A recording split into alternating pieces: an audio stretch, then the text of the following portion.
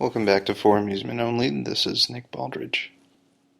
Today I wanted to call out a few of my fellow pinball podcasters and thank them for their support. First of all, the Pinball Podcast. Without their efforts, I probably wouldn't be doing this. Thanks, Don and Jeff. I've listened to them since their second episode and loved every minute of it. It's always fun and funny and interesting to listen to. Another is Spooky Pinball, and specifically the EM Dungeon segment, especially the segments on United and Bally bingos. He and I are some of the only ones talking about these wonderful machines. And lastly, I wanted to thank all of you. This podcast has only been up for a week, and already we've seen a tremendous amount of interest and downloads.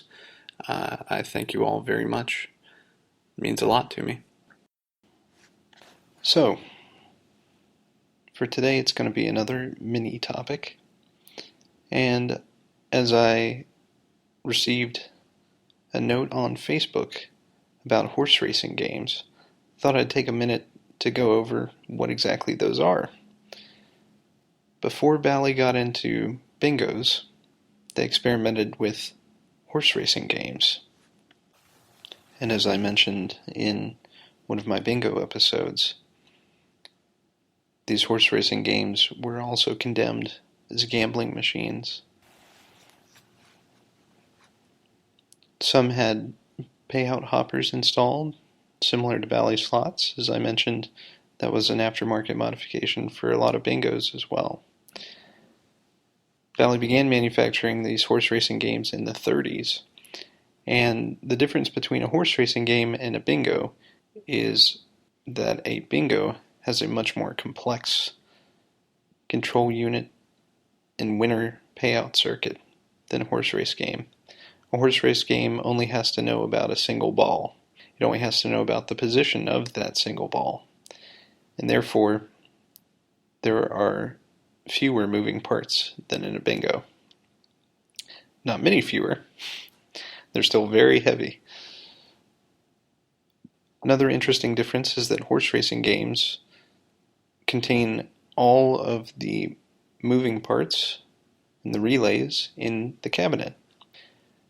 You take the front door off, and you can slide out a table which contains its own little support leg that allows you to work on it. This is a lot easier on the back than working in the back of a bingo or a pinball machine. So, what was the problem with these one-ball games in the eyes of the law?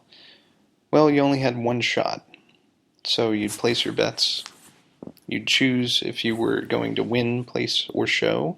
Then you would shoot your ball, and depending on which hole you landed in, you would get a payout.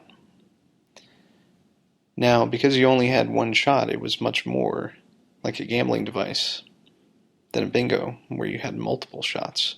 So the way Bally got around this in certain jurisdictions, and during certain time periods, was to make it so that the machine actually had 5 balls, and you would shoot the first 4, and they would be trapped at the top of the ball arch. And then the 5th one would actually come down and fall into a particular hole, and you'd get a payout or not based on where it was.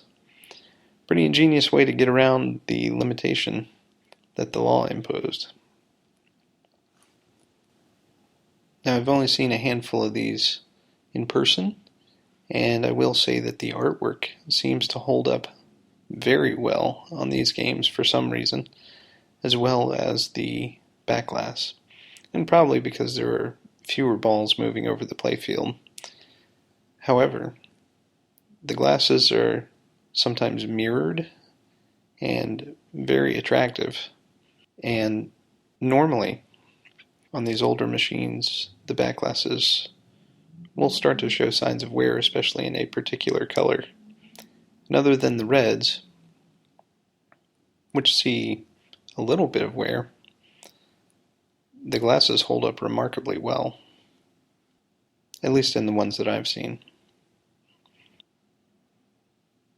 So, what should you know if you go to look at a horse racing game? Well, first of all, you have to know if it works.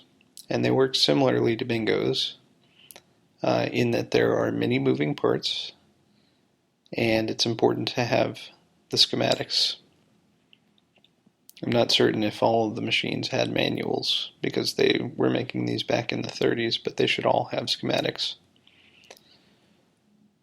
The second thing to note is that these machines are very heavy. However, they're not heavy in the head, they're heavy in the body. And they have the payout hopper option installed, which makes them incredibly heavy. So, something to note before you go to pick one up.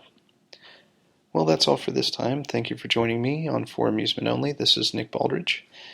You can reach me at foramusementonlypodcast@gmail.com. You can find us on iTunes, Stitcher, Pocket Casts, or any other podcasting application. You can also find us online at foramusementonly.libsyn.com. Thanks.